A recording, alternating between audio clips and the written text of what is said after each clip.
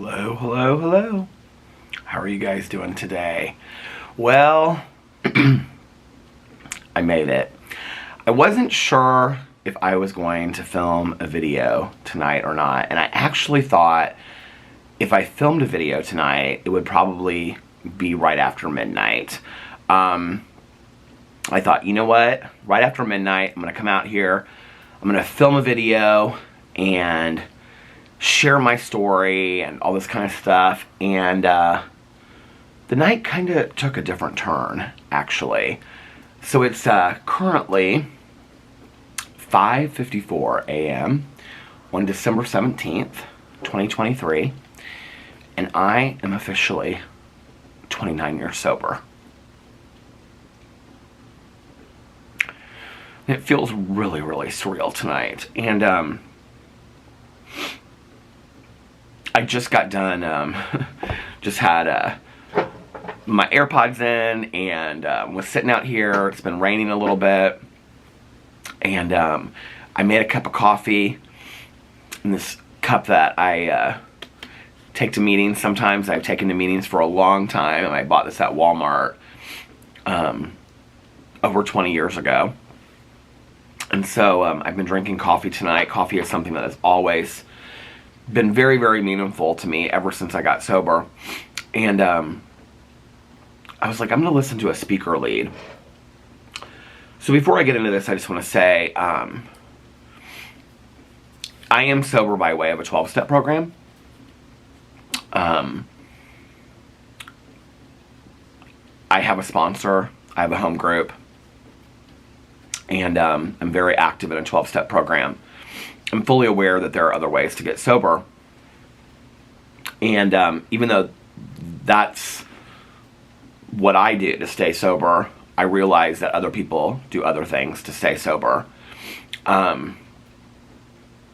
Today, I am really just about people being able to continue to live their lives, stay alive, and continue to experience life. However you define that, however you find that, whatever way you get sober is for you. For me, it's through a 12-step program. I actually tried many different ways before I got sober to get sober other than a 12-step program. I was really rather resistant to it. It was not what I wanted for my life. And it was interesting because I was having a long talk with my my friend Tanya Jean earlier tonight, my sober sister of 26 years. Every year on my birthday or her birthday, at a meeting, I always get like really emotional in talking about our friendship, because when I got sober, I was promised a lot of things. I was promised that, you know, I would repair aspects of my life. I would repair relationships in my life. That, you know, a fear of certain things like financial insecurity would go away. But I was never promised that I would find the dearest friend that I would ever have in my entire life. And that happened, and that happened as a direct result of me being sober. For those of you that don't know, I was about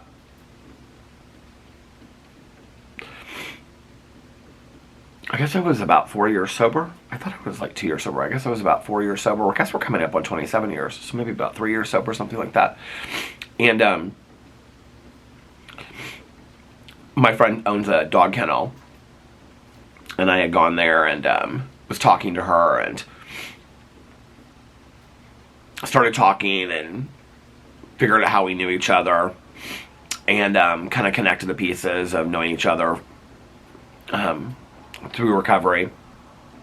And she said to me, she's like, well, you ought to stop by sometime, you know, and just kind of hang out and whatever. And I was at a point where I really didn't know that many people or have that many friends in recovery, even though I was very active. When I got sober, there weren't a lot of young people that were sober in my area.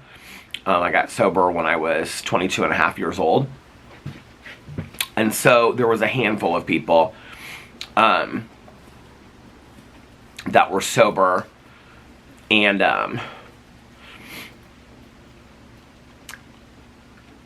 there weren't a lot of people my age, and there weren't a lot of people my age that stayed sober. And so when I was going to meetings, and the people that I would hang out with at Denny's and Perkins afterwards for coffee and cheeseburgers and things like that, were much older than me, you know, and I just didn't really relate that much. But they helped me get where I'm at today, and I'm forever grateful for that.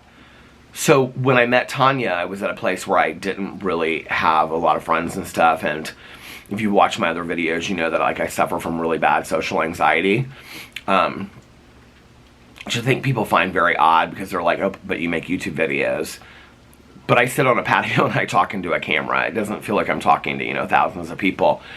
And so my life even today is very, very small. I was talking about this in my vlog tonight. You know, it's not like I have tons of friends. I have a few friends, a small group of people that I trust that are ride or die, and I'm ride or die for them. And I'm kind of grateful for the smallness of my life, especially this year. So at the time that I met Tanya, she told me to stop by sometime, and you know, I would go home from work, and her kennel was on the way home from work, and one day about 2 weeks after that, I just was like, what the hell, and I stopped by, and I was scared to death. And I remember the first time I met her, well, the first time that I talked to her, she and one of her employees had just gone to a yoga class, and she was like, I mean, I just met her, and she's like showing me these like things that they had to do, and she was telling me that she almost got kicked out of this yoga class because she and this girl were laughing so hard at in the back of the class. And I just was like, I love her personality. I want what she has, you know, and that's always what I've been attracted to in recovery is, and I was told to do this, you know, to find people that have what you want and do what they do. And so I can remember walking in there that day, and I was terrified. Like, she'd be like, well, why are you here? Or like, can I help you? Or whatever. And she wasn't like that at all, you know. She was like, come back to my office and let's talk and hang out. And all these years later, you know, she's my best friend. She's been my best friend. We've been through so much together. And that was never anything that was promised to me by getting sober. And I'm so incredibly grateful for that today. The life I have today, you know, I say this a lot in videos, but everything that I have today is a result of my sobriety. It's why I prioritize my sobriety, because if I'm not sober, I don't have anything else in my life today. That was something I learned very early in sobriety, was that I had to make my sobriety first and everything. Because if I'm not sober today, I don't have my life, I don't have my marriage, I don't have my friendships, I don't have my family. My family made it very clear to me, my father and my stepmother, when I got sober, that if I ever picked up again, they didn't care if it was, you know, 2 days, 2 years, 20 years down the road, that they were done. And I definitely wouldn't have YouTube. And I'm so incredibly grateful for YouTube. I do a gratitude list every single night. I'm going to talk about a relationship with my higher power. And just so people know, I'm a spiritual person. I'm not a religious person. And whenever I say that in videos, there seem to be people that take offense to that. I highly respect people that have religious beliefs and religiosity. My mother was a woman of very strong faith.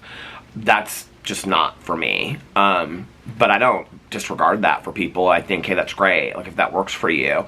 I'm very supportive of anybody with religious beliefs, as long as their religious beliefs are not condemning of other people or judging of other people. So I just want to make that very, very clear, because I'm going to talk probably a little bit about my relationship with my higher power. So it's interesting this year, and I talked about this in my video earlier today, because usually, like, the 2 months leading up to my sobriety birthday, I'm very, very kind of like very emotional all over the place. I think a lot back to the days, the weeks leading up to my going into treatment. It was a very, very hard time for me, very dark time. Like, that's kind of like a YouTuber thing to say, right? But no, it really was. I mean, like, I was listening to this So a speaker lead in recovery is when somebody tells their story and they tell like what it was like, what happened, and what their life is like now. And so it's when somebody like shares their story. And so I was listening to this person tonight, and her story was just so similar to mine in so many ways, and she got sober young too, and she was talking about the fact that she didn't really care if, like, she wasn't willing to like be done, you know, on her own, but like she didn't really care if she lived or died. And that was really where I was at, you know. I really didn't care if I lived or died. And to get to the point in your life where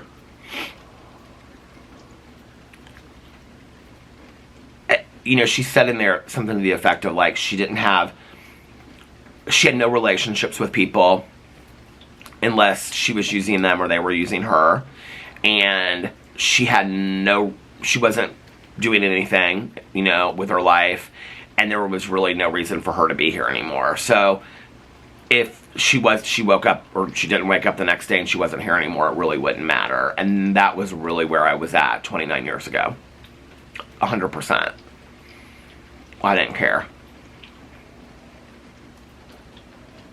A few years ago, I had lunch with my dad. And for my birthday, we call it belly button birthdays in recovery. It's the year that you were born, you know, the day you were born. We were having lunch, and I had a conversation with him. I've shared this a lot. And I said to him, like, you know, do you think if I kept on using it without missing a beat, he said, you'd be dead today? And I said, you really think so? He goes, oh, absolutely, Peter. He goes, I don't think you remember sometimes how bad it was, but the reality is I do. And usually the years leading up, or the months leading up to my sobriety birthday, like all that goes through my head, you know? All of the things that I did,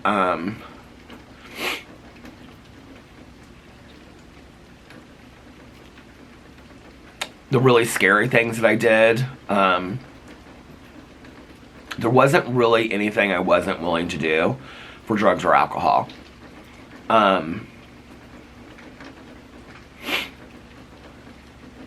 And it was 24 hours a day. All I thought about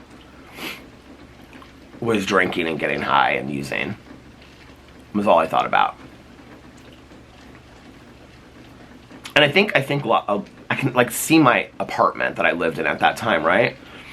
And I think a lot about, like, if me today was sitting across from Peter then and said, let me show you your life 29 years from now, that you're going to be happily married and you're going to have had tough times, but you guys are going to work through it, that you and your dad and your stepmom are going to have amazing conversations and relationships with each other and without fighting and bickering about every little thing.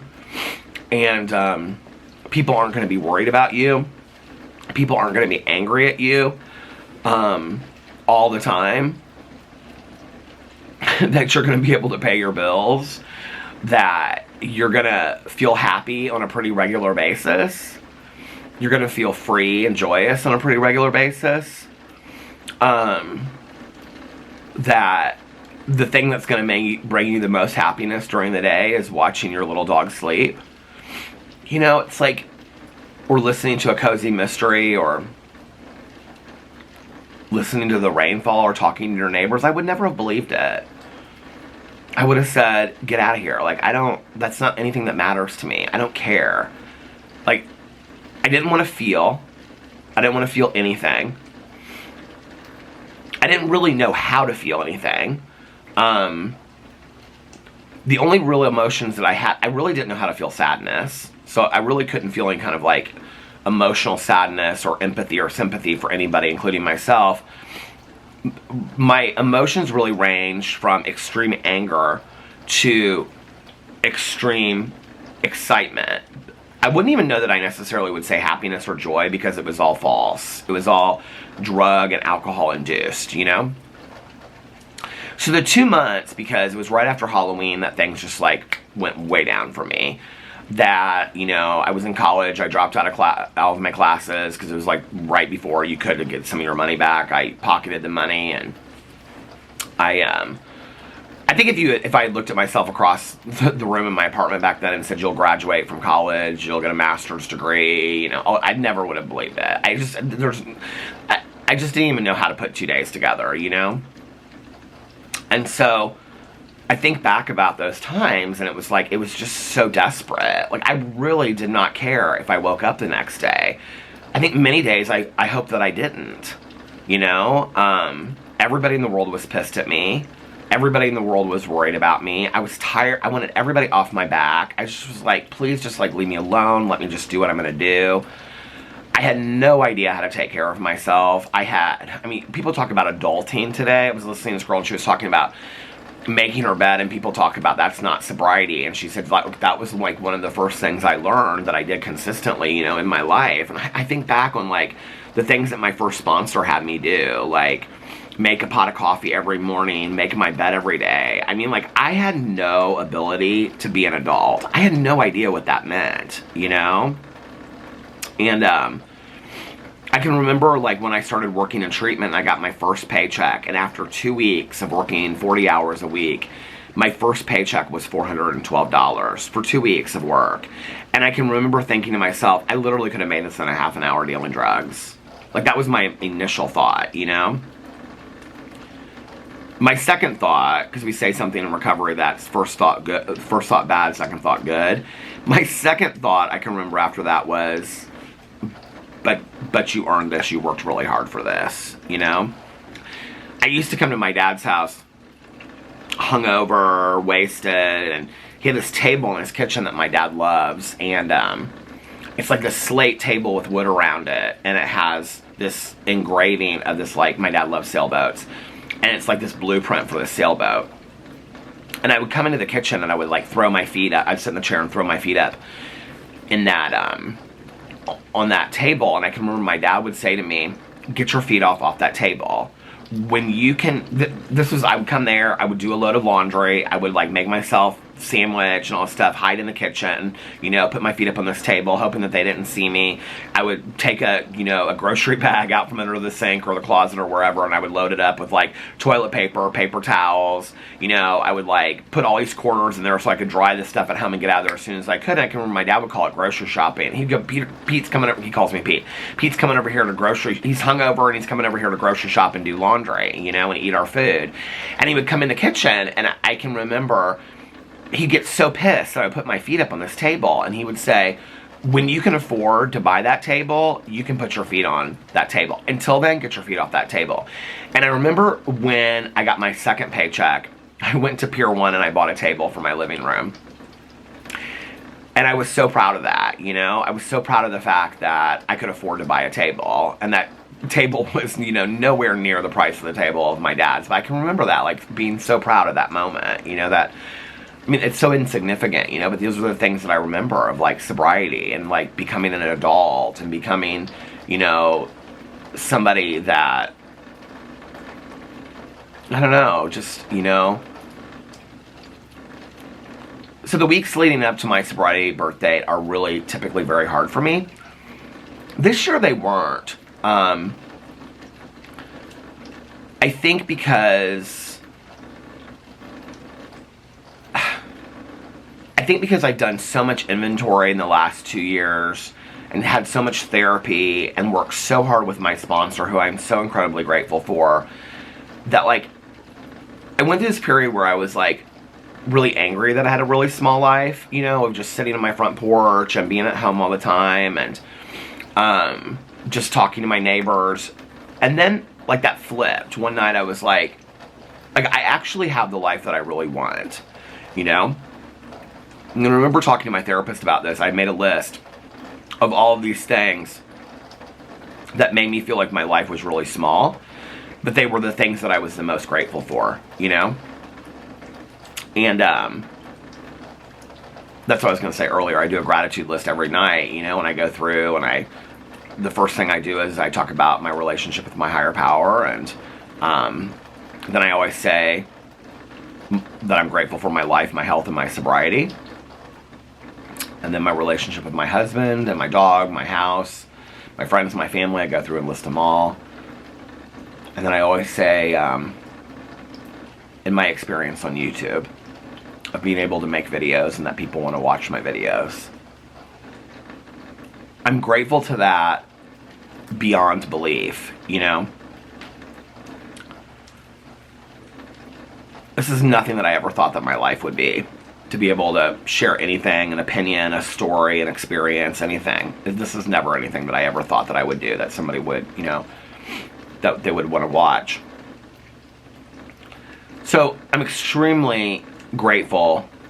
I'm always grateful my sobriety birthday, but this year it feels different. I don't really know how to explain it, you know? I've done some really, really tough work in the last year and a half, and some really, really tough work. And so tonight I was like sitting around, ordered some food, was watching the Ultimate Girls Trip, the new one, the Real Housewives of New York Legacy, and all of a sudden my phone starts going off. I start getting all these texts, right? And my friend Nikki was the very first person to text me, and it was like literally like 12:01.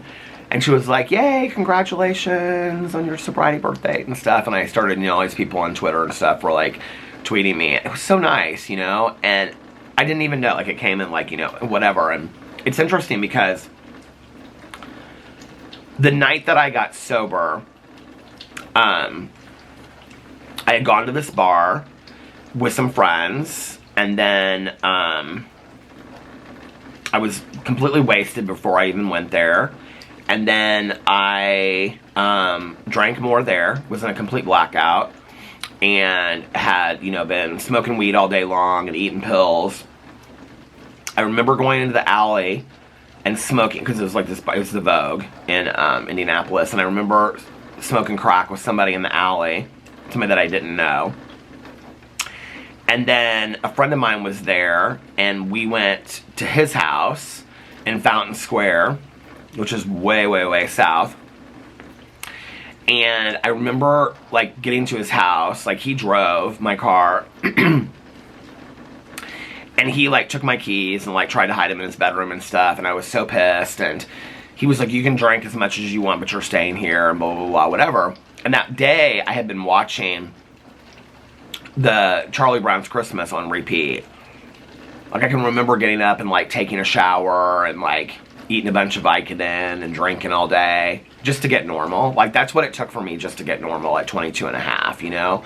Like, I had to smoke a bunch of weed, I had to, like, drink a ton, eat pills, just to feel normal, to where you would see me like how I am right now. And I can remember it was just like the you know, Charlie Brown's Christmas would be over, and then I would just like rewind it again, and I would start it over, and I would rewind it again. And there's a scene at the beginning of the movie, or the show, where they're catching snowflakes when they're ice skating on their tongue. And so he finally went to sleep, and I crept into his room, and I found my keys, and I stole them. And ran out to my car as fast as I could, and I can kind of see myself, and I was kind of like I thought I was like getting away with something like a kid, you know? I always wanted to be at home. Like, I always just wanted to be at home. That's where I wanted to be, right? And so, I can remember, like, I got, like, my car was parked right underneath this, like, street lamp. And it was snowing really, really hard that night. Really hard. And I, like, slipped and fell. And I was, like, sitting on the snow. And I remember, like, I looked up at this light. And it was, like, snowing. And I, like, started catching snowflakes on my tongue.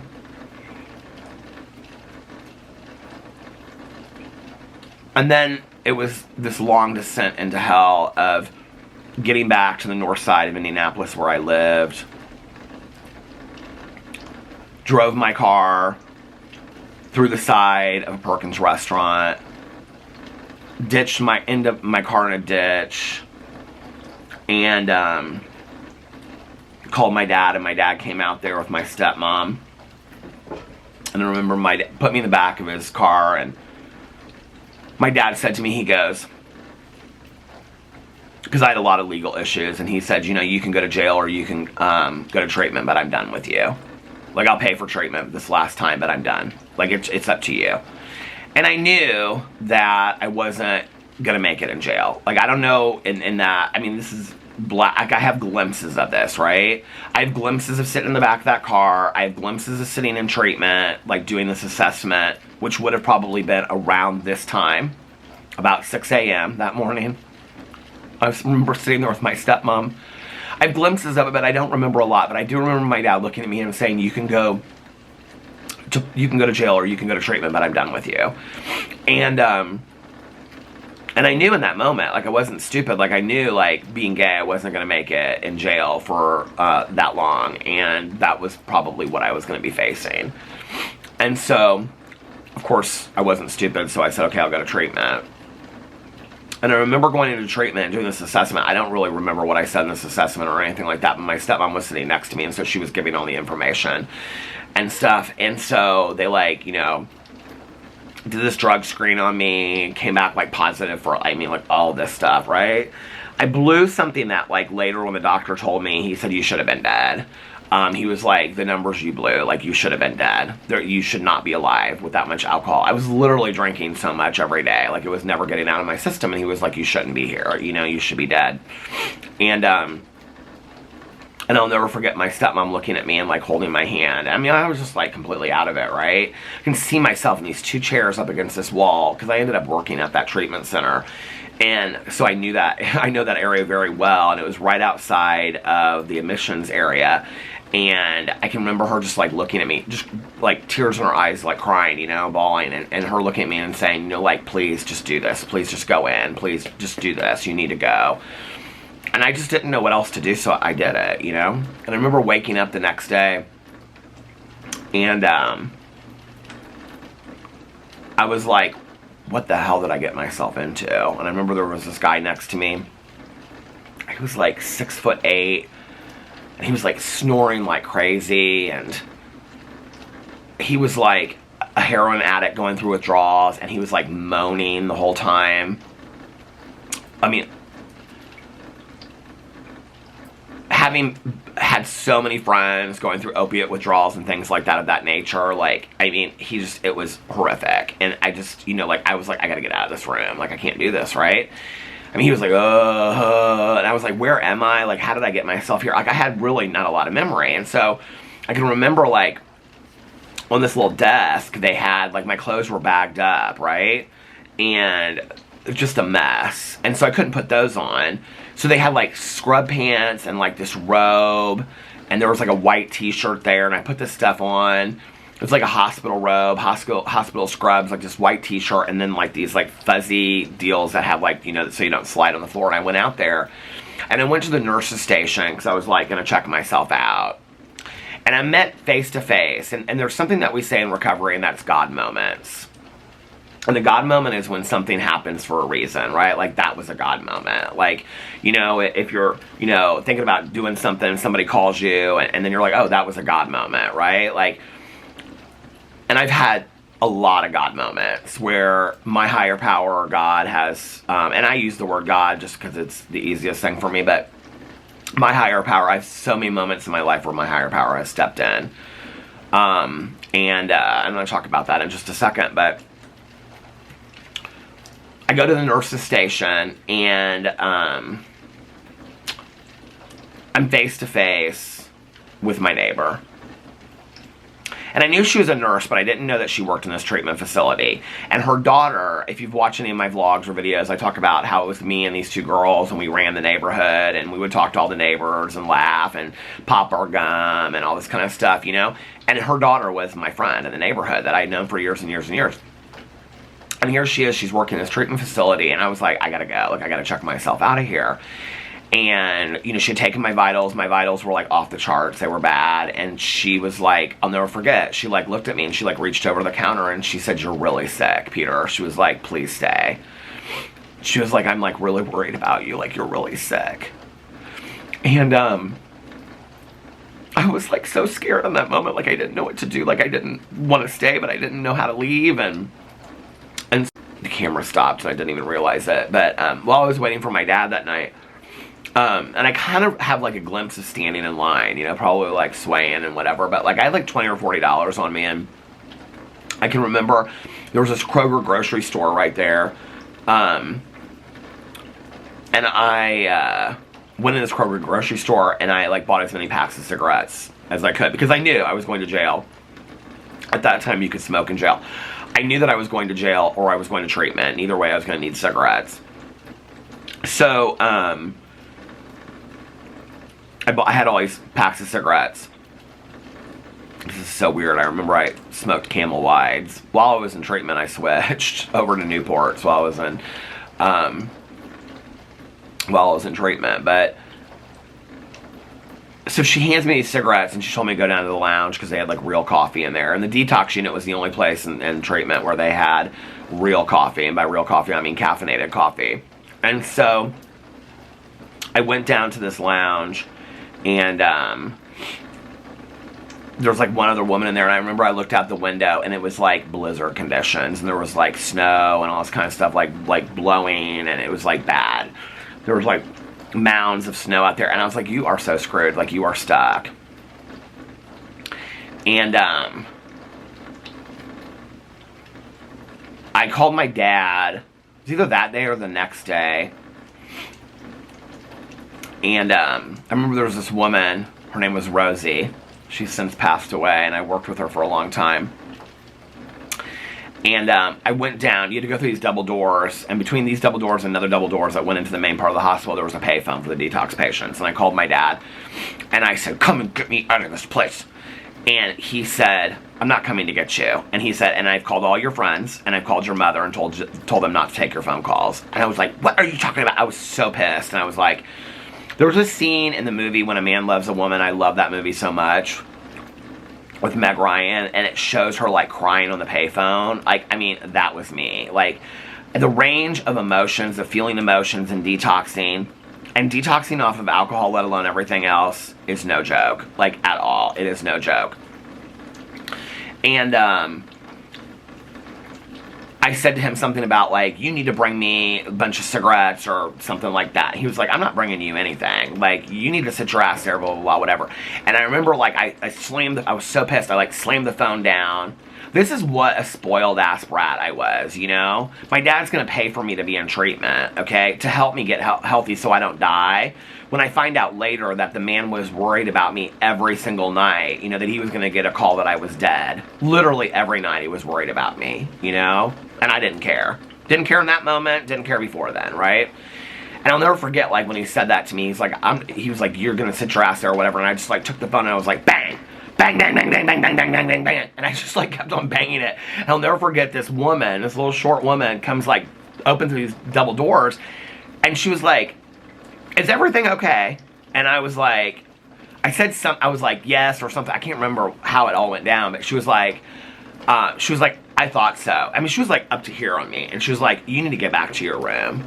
And I was like, I went bang through these double doors, and so anyway, you know, I was in detox for like 7 days, and they moved me over to the rehab center. And one of the reasons why I believe in like 30-day treatment programs is because the first week that I was there, I was not serious. I was ready to go. I was calling people. I called my best friend that had been my roommate. She was my ride or die party friend back in the day, and who ended up becoming very supportive of me in sobriety. And I called her and I said, you gotta come and get me out of this place. And she was like, your dad told me that I shouldn't even take your calls, and she was like, and that you're gonna die. And she was like, and I love you enough, like, you need to stay there. And I was pissed. Like, my dad had called all my friends, my dad had called my mom, you know, and all this kind of stuff. And my mom was in her own active addiction. So for those of you that don't know, my mom got sober 6 months after I did.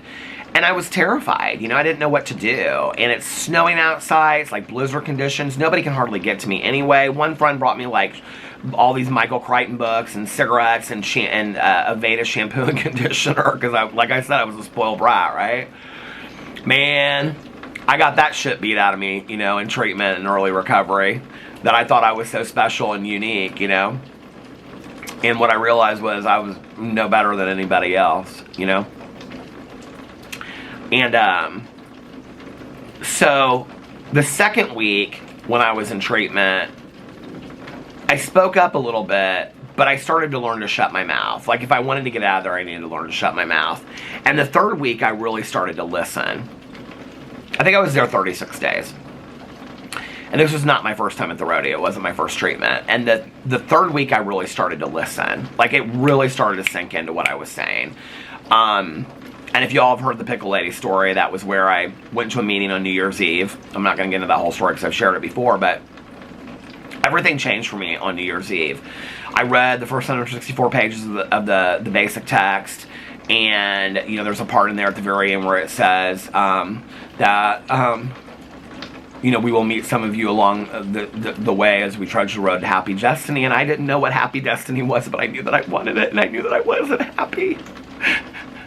And I knew that I was sad, and I was desperate, and I was sick and tired of being sick and tired, like we say. I was really sick and tired of being sick and tired. I was scared. I didn't know how to live, you know.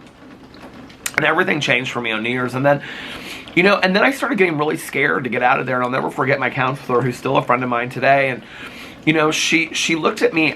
She was like, I think it's time for you to go. And I said, I'm scared. And she said, you have everything that you need. And I said, but I'm scared. And she goes, you should be scared.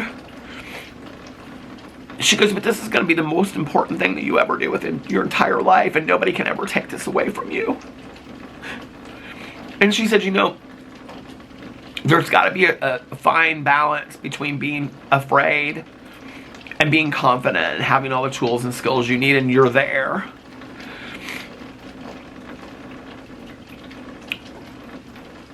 And when I got out and I first started going to meetings, like, I just was terrified, you know. And I remember going to meetings in early sobriety, and coffee was always a big deal, you know. People, like, I remember going to this meeting, and people, first meeting that I went to out, and somebody brought me coffee, a cup, and, like, welcomed me and whatever. And coffee's always meant that to me, you know. It's always meant unity and fellowship and friendship, and just sitting around drinking a cup of coffee in a church basement with styrofoam. It just brings me hope. Like, a cup of coffee to me equals hope today, you know. And so that was, you know, 29 years ago. And this is where I'm at today. And, you know, when my mom passed away, I stopped going to meetings.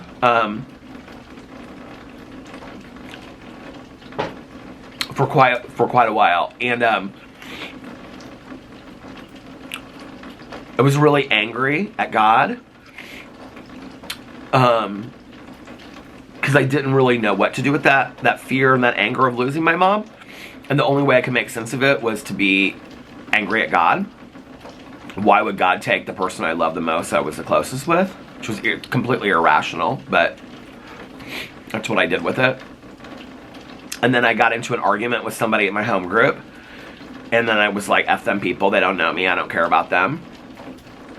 And I had never really, like, at that point, the last couple years, I haven't really been getting that deep with it anyway, you know?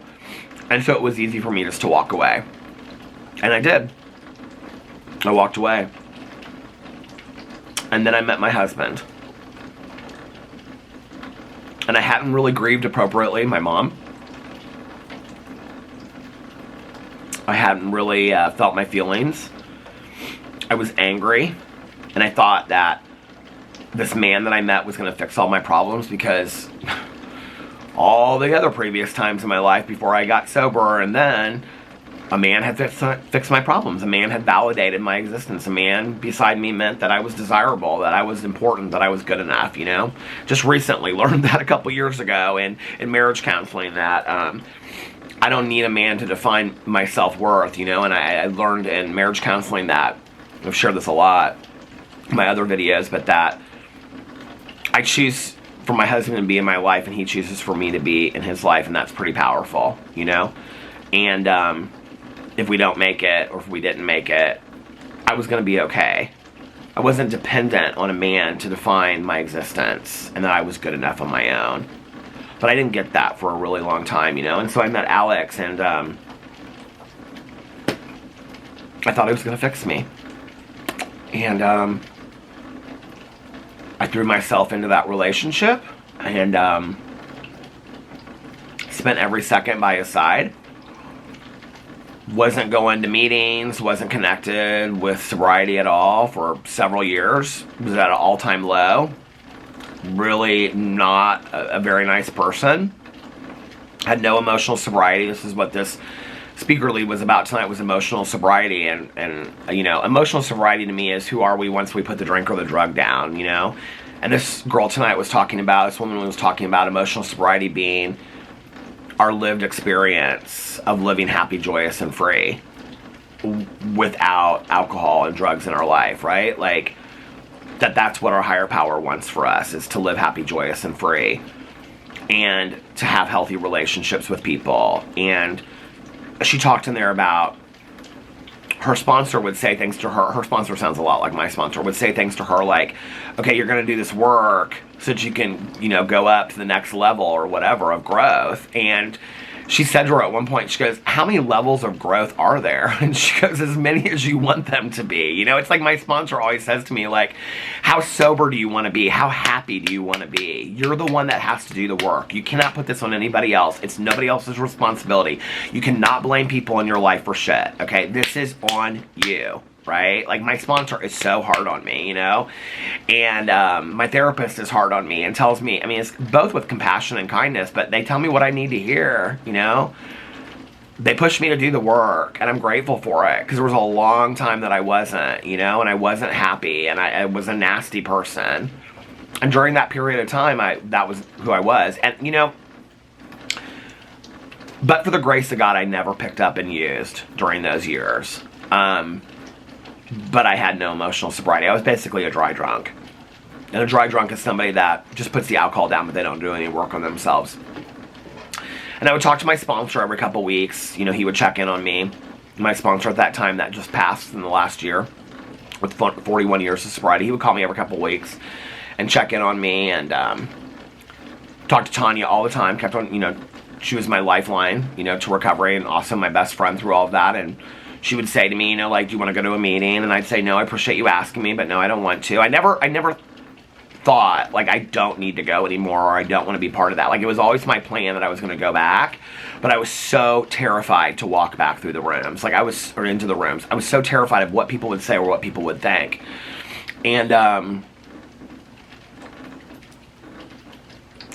our marriage got really bad. I was not happy. People around me weren't happy because I wasn't happy. It was just a really bad period of my life. And one day I was sitting here, and I was making a list in the kitchen. And I was writing down things like, that time we didn't have the flooring. We have slate and wood in our floors now, but at that time we had carpet. It was like vacuum the carpet, do laundry, fold laundry. I got down to like the third or fourth thing. I mean, these were real basic things, right? This is why making the bed, when I go back to that about like becoming a human being, was so important to me, because I was back at the point again, and this had nothing to do with drinking, because I wasn't drinking or drugging. I just had no emotional sobriety, and I couldn't even function on that level. I was making a list, and I got down to about the third or fourth thing, and I don't even know what. It took me over the edge, but I lost it. And it's standing right there in the kitchen. I just started bawling my eyes out. I just was done. I started bawling my eyes out. And I immediately picked up the phone, and I called Tanya. I mean, I was bawling, and I said, will you take me to a meeting? And she said, I've been praying 4 years for you to ask me that. We went to a meeting that night. I remember afterwards we went back to her house, and was like talking to her husband and stuff like that, and he was so happy that, you know, like, we went to a meeting that night and whatever. And I said, hey, I was like, I mean, I had the spirit of recovery back in me, you know, from going to that meeting that night. And I said to her, I go, I'm thinking about going to a noon meeting tomorrow. Do you want to go with me? And Tanya, I'll never forget, she looked at me and she said, babe, I love you, but for the 4 years that you haven't been going to meetings, I've been going to a couple meetings a week. So I think it would be great for you to go to a meeting tomorrow, you know, but you need to do some of this on your own. And that's always been really scary for me, right? Is this journey on my own. But, you know, one of the things that I realized when my mom passed away, remember when my mom passed away and everybody left the room, and they were like, you know, my uncle was like, let Peter have a few moments with his mom alone. And I thought there would be like, you know, trumpets blaring or something, you know, of this moment passing. And she was just gone, you know, she was just gone. She was no longer there. And my mom had said to me, And she believed that she was just, a bag of soul, and that she said, don't get attached to my body because that's not who I am, And so, but she just, 1 second she was there and 1 second she was gone, And I can remember, like I even quoted this earlier, the Charlotte's Web quote, that we're born, we live, we die, and what we, it's a cycle of life. And I can remember thinking, we're born, we live, we die, and what we put in the middle of it is ours. I remember sitting there in the bed of thinking that with my mom, And so I started going to meetings. Again, I was going to 2 meetings a day. 7 days a week. I was going to 14 meetings a week.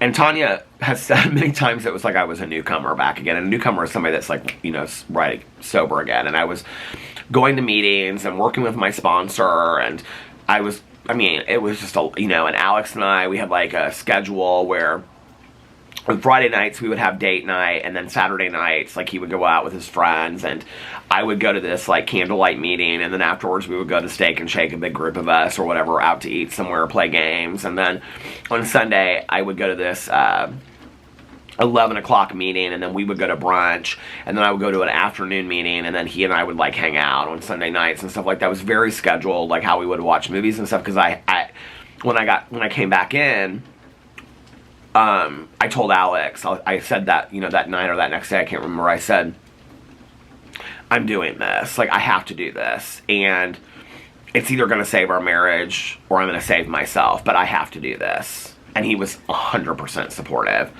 My husband knows everything about recovery. He knows my sponsor. He knows my friends. He can quote stuff, he knows it all.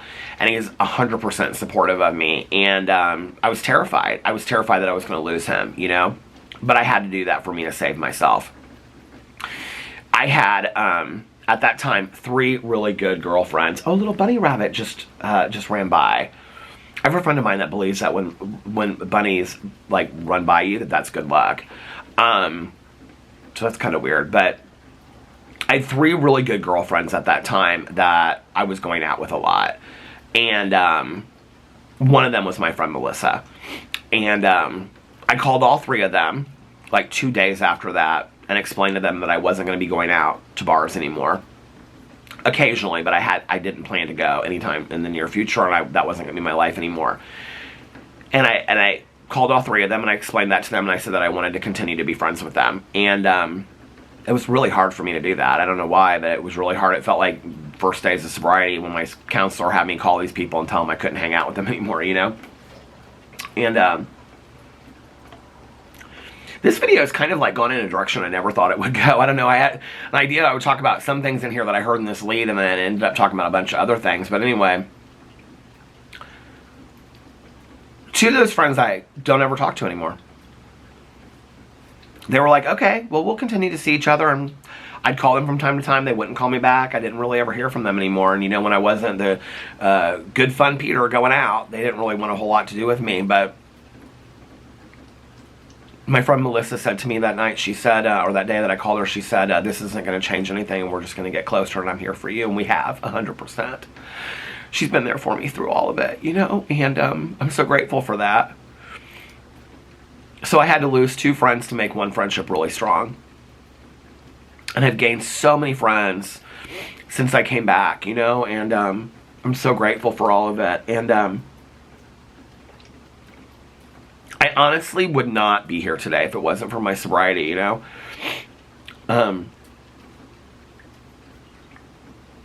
was interesting because I heard so many things about myself and listening to this woman's story tonight.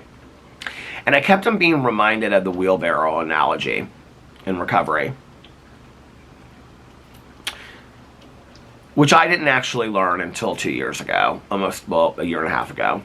So, I've shared this in my vlog, but I'm going to share it on here because it's important for me. If you had asked me 4 years ago, did I believe in God, a higher power, I'd say absolutely. Do you have a relationship with your higher power? Absolutely. But I was kind of the person that, like I hear a lot in meetings, like, you don't have to, pray to God for something 50 times. Like, you pray once and you let it go. Like, God hears you, my sponsor has this saying that is so powerful to me, right? And she says that faith in God doesn't mean that you get to pick your agnosticism. And at first I didn't understand that. And then she explained it to me, and she said, you can't believe that, like, God is in some things and not others. Like, you know, like, you can't say, like, oh, well, this is what God wanted for me, and then other things question God's motives, you know? And in recovery, we turn our life and our will over to our God of our understanding. And so, and I love that saying that you can't pick your agnosticism. Like, if you're a person that truly believes in a higher power, then you truly believe in a higher power, right? Like, you don't question that. Well, I questioned it a lot. I mean, that's probably the biggest piece of my sobriety that's changed in the last year and a half. So,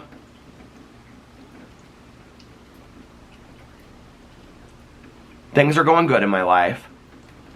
My marriage is repairing. Everything's great. I'm loving YouTube.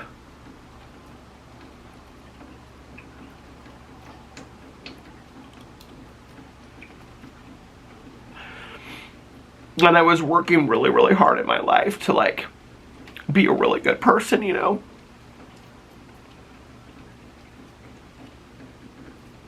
And then the accident happened. And it just really fucked with my head. Like, really bad. I mean, it still does. Every single day. And,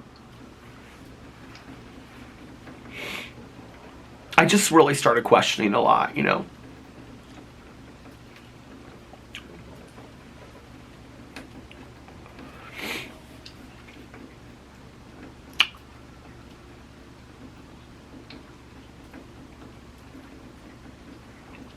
I've had a lot of people throw stuff up to me about the accident, but I mean, you can get online, you can look, there's proof that it was because of a medical emergency, that I had a seizure while I was driving, that I had a seizure in the ambulance on the way to the hospital, that I flatlined, that my friend was standing over me, my best friend, while I flatlined twice.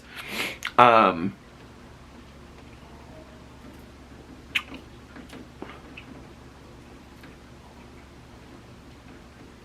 every day I live with so much guilt over that situation that I ultimately didn't have any control over.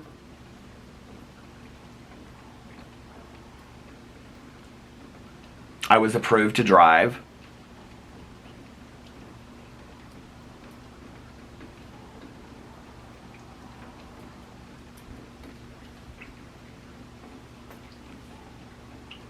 So, in this work that I do in recovery of trying to be a better person and trying to put myself in other people's shoes, and I think about, what can I do? I really haven't talked about this specifically, but maybe this is the time, which is what has led me to make the decision that the one thing that I can do is not drive.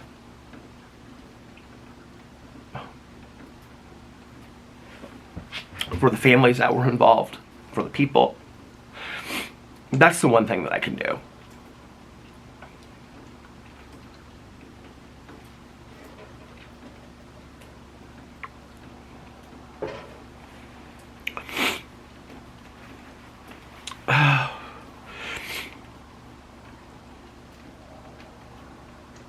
I don't know that, well, my pain will never be anywhere near on the level of the people involved in the accident or their families. Never anywhere near the level of loss or pain that they ever went through. And I don't think that there's anything that I can ever do to make that right. And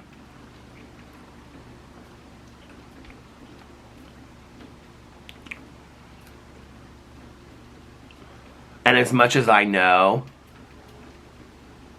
that there really isn't anything that I could have done that day differently, I will live with guilt in my heart for the rest of my life, and that's something that I live with on a daily basis. I've worked, my sponsor has really helped me with it a lot, and my therapist has, said so many things to me about, this isn't something that you did, this is something that happened to you as well. But I can't really, still get behind that. So the accident happened, and I'm really, questioning my life, questioning things in my life, questioning my purpose. Here it is, where am I now? 29, so I was 26, 27 years sober, and I had worked 26, 27 years to make amends for my actions, to live a right life, and something that's out of my control happens, and I'm like, why, God? I don't understand this. Why? I don't get it, I don't understand what's going on. What did I do? These people didn't deserve this. I don't understand. I never really tried to be a good person. And I would have people put on social media things about karma, and I was like, you think I don't live with that every day? You think I don't think about that? Because I was a shit person at some point in my life, that this, I don't. So,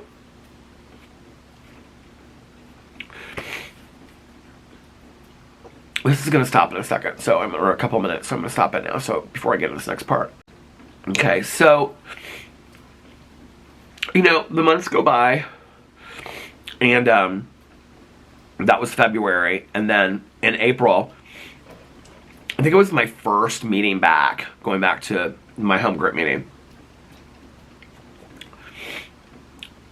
And Alex takes me to my friend Tanya's house, and Tanya drives the meeting, and then she brings me home. I don't typically take my phone into meetings, or if I do, I silence it. So, we go to this meeting, and I just happen to be sitting in this meeting, and I'm maybe it wasn't my first meeting back, maybe it was my second or third meeting back, I don't remember, but it was one of my first meetings back. But I was talking about really struggling, trying to find where God was in all of this, I talked a lot about the accident in meetings, and guilt, and shame, and all of that. I talked a lot about it in meetings. And so I said something about it that night, and I remember this guy brought up the wheelbarrow analogy. And I honestly had never heard of it before. And, I had listened to the tapes, if you guys know what I'm talking about, the Joe and Charlie tapes. I listened to Joe and Charlie tapes. I don't know how I, missed this part of it, because it's from the Joe and Charlie tapes. And it's an analogy that other people have talked about, but it's the wheelbarrow analogy. And basically what it's about is this tightrope walker. And, I actually looked it up tonight, because I was like, I want to make sure that I get the story exactly right. And the tightrope walker is walking across this tightrope. The one I looked up was in Niagara Falls, right? The way I heard it was the Grand Canyon. So let's say the Grand Canyon. He's walking over this tightrope in the Grand Canyon, right? And then he has this wheelbarrow. And he says to somebody, do you think that I can walk, or I can make it across this tightrope with this wheelbarrow? And this guy says to him, in this story, I saw online, it was the wife, but when I heard it, it was this guy. This guy is looking at him, this friend of his, and he goes, well, yeah, I just saw you walk across the tightrope, so sure, I believe that you can do it in a wheelbarrow. And the guy looks at him and goes, you believe that I can do it? He goes, yeah. He goes, do you have faith that I can do it? And the guy's like, well, sure, I just saw you walk. He goes, do you have faith that I can do it? He goes, yeah. And he goes, get in the wheelbarrow. When I heard that in the meeting, the difference between belief and faith, and I was like,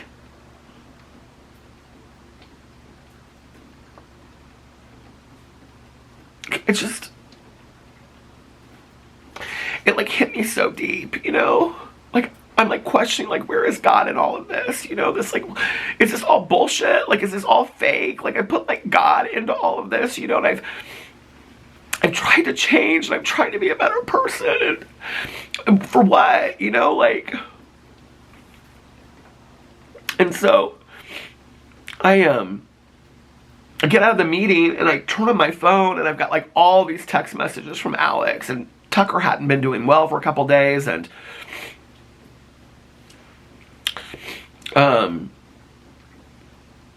we had, like, taken him to the vet, and then, like, this, like, somebody tweeted out that they, like, saw me at the vet, and I was like, I mean, this was, like, in the middle of, like, the stalking and harassing that people didn't even know about at this time, and I'm like, taking my dog to the vet to have, like, ultrasounds done on him, because we're thinking that, like, the dog is, like, it's, like, I mean, he's, like, so struggling at this point, and somebody's tweeting out, and they're like, oh, I saw Peter and his husband bringing his cute little dog to the vet. And I'm like, who is at my vet, like, watching me that closely? And I'm like, I just was kind of done, you know? And so we'd taken Tucker to the vet on, like, that Thursday and before, and we were waiting for the results. Well, things had gotten bad over the weekend. So Alex, like, had texted me and, like, called me. Like, he didn't know that I didn't, you know, have my phone turned on. So I get out of this meeting, and I called him immediately, and I'm like, what's going on? He is, like, a mess on the phone. He's like, I've got to take Tucker to the emergency vet, like, now, because our vet was closed. He's like, I have to take him now. He was like, he can't stand up. He was, like, panicked. And I'm like, can you wait till I get home? He goes, no, just have, you know, Tanya take you to the emergency vet. I'm going there now. So he waited until I got home. He was, like, a mess. We go to the vet. Take Tucker to the vet, and they have this thing at the emergency vet where they can do, like, an ultrasound right there, right? So they do this ultrasound on him, and it was something to do with the spleen, and something behind the spleen. He was, like, full of blood. It was bad.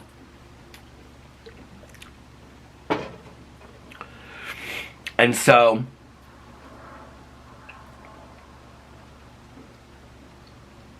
it was bad.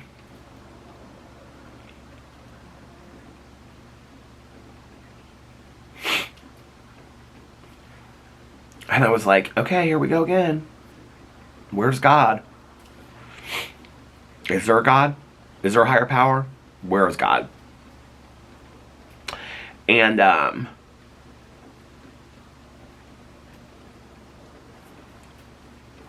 I don't know if I've shared this before. I'm so scared to share stuff online because people pick it apart and whatever, but I don't give a shit. This is my life. Alex asked the vet because Boo and Tucker were litter mates. They had never spent a night alone. So Alex asked the vet if he could go and get Boo Radley and bring him to the vet before.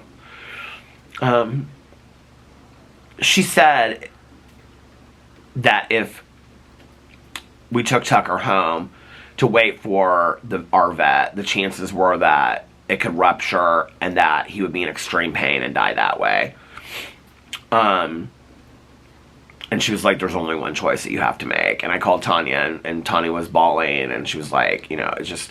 So anyway, so Alex said, I mean, like, I'll never forget my husband just, like, bawling his eyes out. He was like, can we please go get his brother and bring him here so he can say goodbye? And so we did. So we go home that night, you know. And Alex is just a mess, and he goes to sleep, and I'm out here, right here. Boo Radley's walking around. And I'm just a mess, and I'm crying, you know. And I'm like up, looking up at the sky, you know, and I'm like, God, where are you? Like, where are you? I cannot believe this battery is dying. Have I talked that long? And I'm like crying my eyes out, bawling my eyes out. I'm not even getting the part that I want to talk about. I gotta go replace this battery. I'll be right back. Okay, I'm back. My battery's dead. So I'm standing out here, and I'm like looking up at the sky, and I'm like, God, where are you? You know? And I remember back to the meeting, the wheelbarrow analogy. And I'm sitting there in my head, and I'm like, you say you believe in a higher power, but do you really have faith? Like, would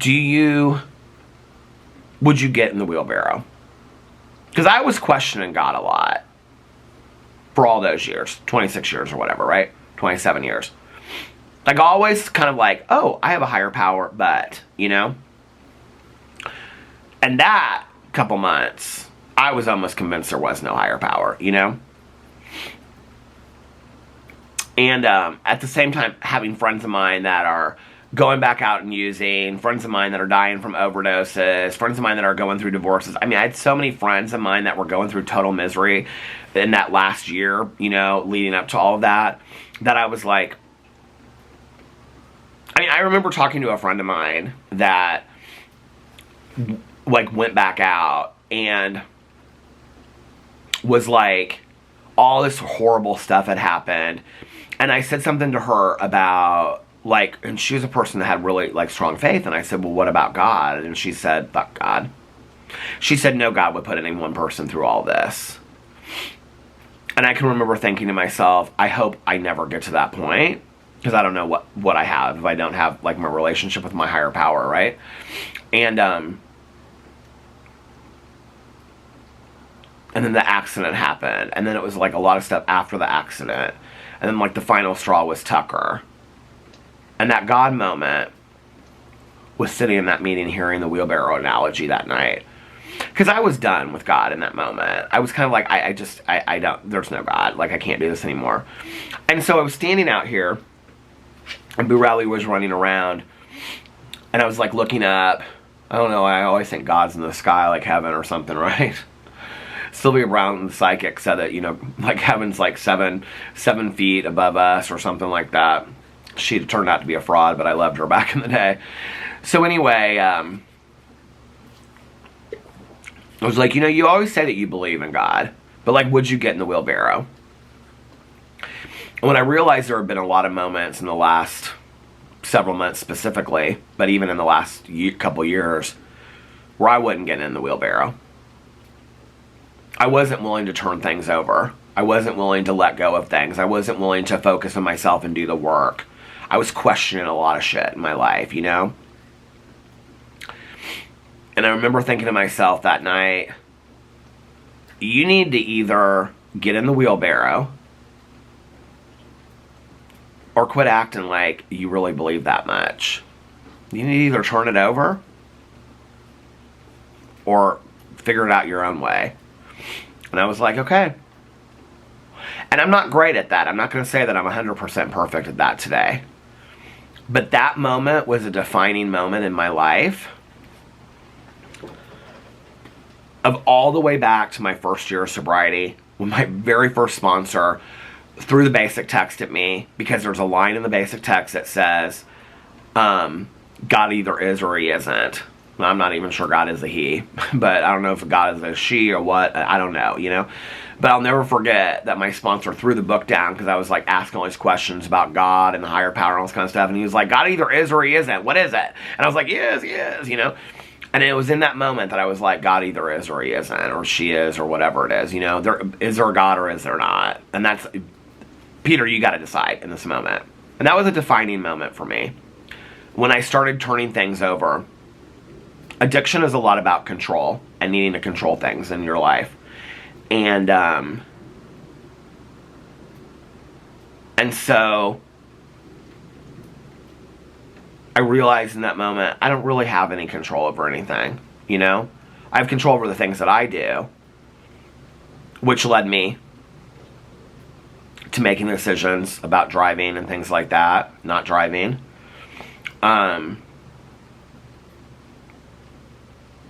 It changed my perspective on my relationships in my life.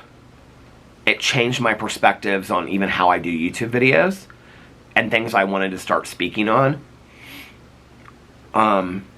It later changed for me being able to, for the first time in my life, really stand up for myself. It changed for me going from talking about life is about the simple, small moments to really living in the simple, small moments and appreciating those things. And over the last year and a half, my life has really transformed as a result of that. Of doing some really hard work trying to clean up the wreckage of my past, trying to be the best person I possibly can, trying to do what I can do, you know? And I'm not a perfect example of that. But I'm growing, and I'm changing, and I have, hope. Like I was talking in a video the other day about, I'd lost a lot of hope at this. I went to this meeting, and I found out some really hard stuff the other night, and I'd lost a lot of hope. I was talking about this in my vlog the other night,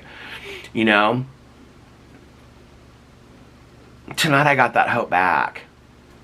I'm listening to this speaker, and she's talking about she's going to continue to grow and change, and her sponsor says to her, she says, how many levels of growth are there? And she says, as many as you want. And that's absolutely right,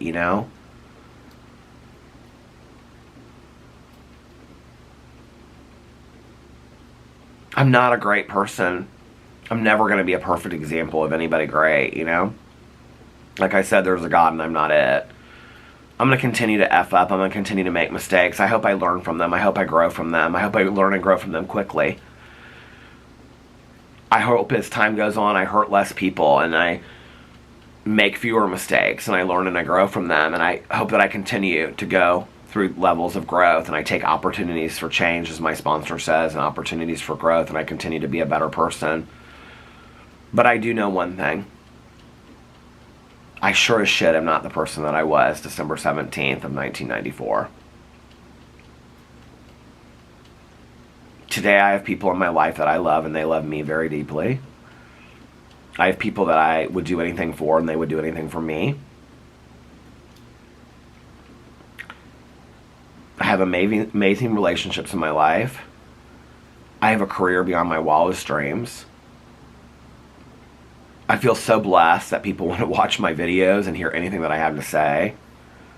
I get to watch shows and read cozy mysteries and light candles on my front porch and drink coffee and hang out with my dog and hang out with my husband, And it hasn't been easy getting here. But I don't think anything worth having is easy to get. So I'm okay with that today.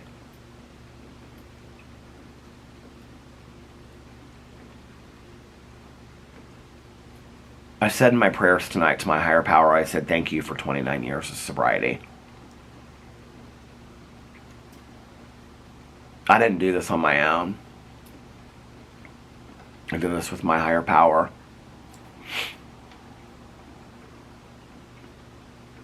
And most days I'm in that wheelbarrow because I don't really have a lot of options today. I'm not saying you have to be. That's just what works for me. But I realize whether I'm in that wheelbarrow or not, things are going to happen the way that the world spins and the way that it's supposed to happen, I guess, And I don't have really a lot of control over that.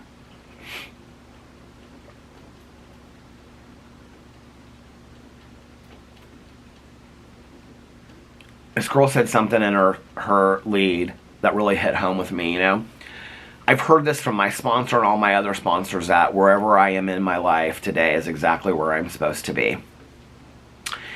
And I've had a lot of people come in and out of my life through the years, and she said something that her sponsor told her, which was, people stay in your life for the exact amount of time that they're supposed to be there. I'm trying today, and I was making a list of my goals for this next year of sobriety. One of my goals is to really practice living in the present. Because when I'm living in the present, I'm living exactly where I'm supposed to be with the people that are exactly supposed to be there. And today I'm really happy where I'm at. And I feel really, really blessed.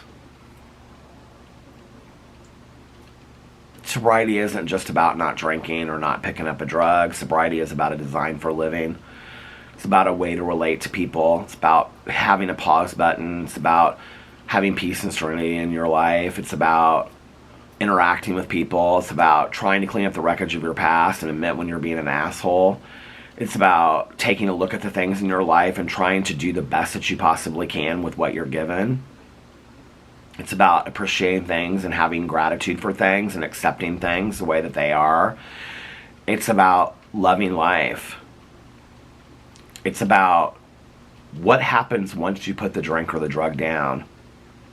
What's your life going to look like? And in all reality, my life doesn't look anything like I thought it would look like when I put the drink or the drug down 29 years ago.